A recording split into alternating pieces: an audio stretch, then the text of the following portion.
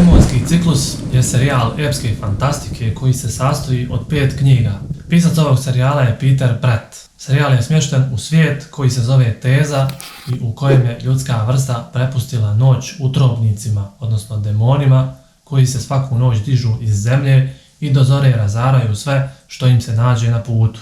U zoru ih sunce tjera natrag u utrobu. Svaki dan kada počne da se smrkava, malobrojni preživjeli ljudi skrivaju se iza magijskih simbola u nadi da će ih čini zaštititi još jednu noć. U Tezi postoje i legende koje govore o izbavitelju, generalu koji je nekada davno ujedinio čitavo čovječanstvo i porazio demone. Kao cilj ovoga serijala Peter Brett navodi da želi da prikaže dva potpuno različita sistema vjerovanja koji dijele zajednički cilj, ali ih kulturološke razlike sprečavaju u sprovođenju istog. Iako u serijalu upoznajemo veliki broj likova, pisac nam pomenuto predstavlja kroz dva glavna lika. Obojica su iskreni, hrabri, žele ono što je najbolje za njihov narod, ali sa skroz suprotnim idejama kako to i da ostvare.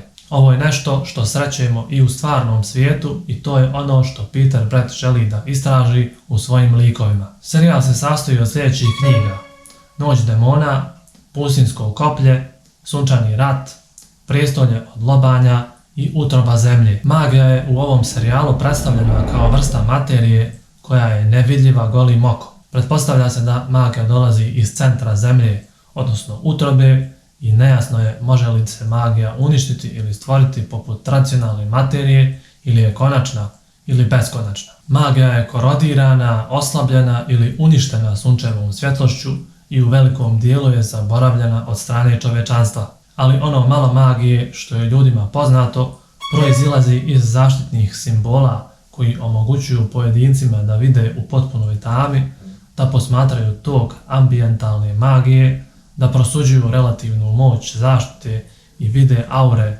koje odaju sva živa bića.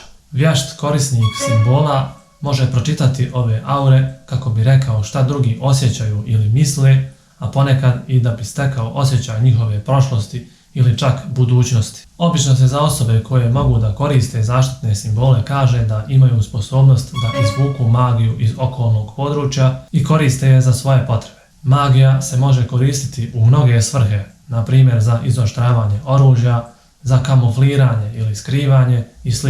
Kada već pričam o magiji, ovdje bi se mogao osvrnuti i na demone. Demoni su magične zvijeri koje lutaju zemljom u potrazi za plijenom. Imaju crni ihor koji služi kao krv i sposobni su za magične podvige sa ogromnom snagom i iscjeljenjem. Utopljeni u mitologiju, zapravo malo se zna o njima osim njihove želje da rastrgnu meso živih i straha od dnevne svjetlosti i vjeruje se da potiču iz utrobe zemlje koja je magično podzemno carstvo. Uobičajeni su u cijelom svijetu Teze i postoje u mnogim oblicima, ovisno obično o području u kojem nastaju.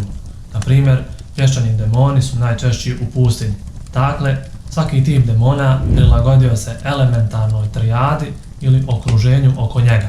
Većina njih su jednostavno bezumne zvijeri koje pakleno žele ubiti bilo koji prirodni život. Međutim, postoje i oni koji su inteligentni, koliko i ljudska bića, ako ne i više. Određene vrste poput kamenih demona također posjeduju ograničenu inteligenciju, ali sve ukazuje na to da među njima postoji hijerarhija. Kako godine prolaze, razdaljena između mjesta i gradova u Tezi je sve veća. Da stvar bude još i gora, ništa ne može nauditi demonima, a male su šanse da se i čovječanstvo može ponovo ujediniti. U jednom takvom beznadnom svijetu, u 3 različita usamljena sela, rađa se 3 djece. Jedno od te djece je Arlen, kojeg jedan glasnik uči kako je strah u najvećoj mjeri osakatio čovječanstvo, čak i više nego demoni.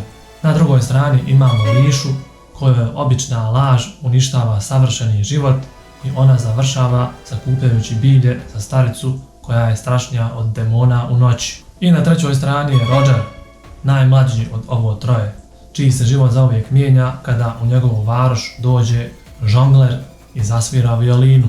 Ovo 3 djece ima jednu zajedničku osobinu, a to je da su svi tvrdoglavi i znaju da svijet sadrži nešto više od onoga što im svi govore.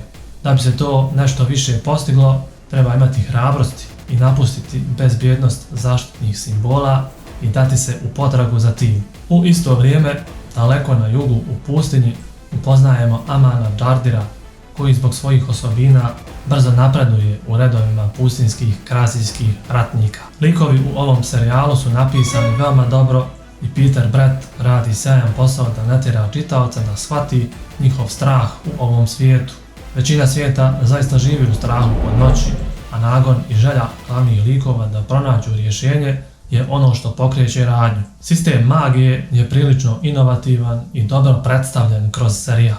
Peter Brett radi sjajan posao u jačanju magijskog sistema malo pomalo tokom serijala i ulozi se podižu svaki put kada se otkrije nešto novo o magijskom sistemu. Postoji velika opšta tema u demonskom ciklusu koja uključuje religiju i ideju da će se spasilac vratiti da pobjedi zlo demona, a ovaj spasilac je poznat kao izbavitelj. Osim toga, postoji više različitih kultura u tezi koje tumače ovog spasitelja vrlo različito i učenje o ovoj novoj kulturi je još jedna pozitivna stvar koju Brett uvodi u svoju seriju. Krasijska kultura je ratnički narod u kojem su muškarci odgovorni za borbu protiv demona i tokom ovog serijala vidimo da su njihove prakse i vjerovanja dovedena u pitanje. Radi opstanka moraju se prilagoditi načinu svijeta ili se suočiti sa porazom. Peter Brett nastoji da bude okrutan prema svojim likovima. Ako ste čitali pjesmu Leda i vatre, onda znate na šta mislim. Ako ste čitalac kome su potrebne dobre romanse da bi uživao, onda ćete biti razočarani demonskim ciklusom. Romanse nisu baš dobro napisane u ovom serijalu, a u nekim slučajevima su čak i odvratne.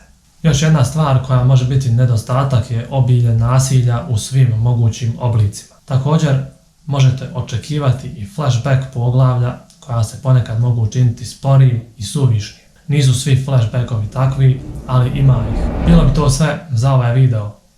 Hvala vam na pažnji i želim vam ugodan dan.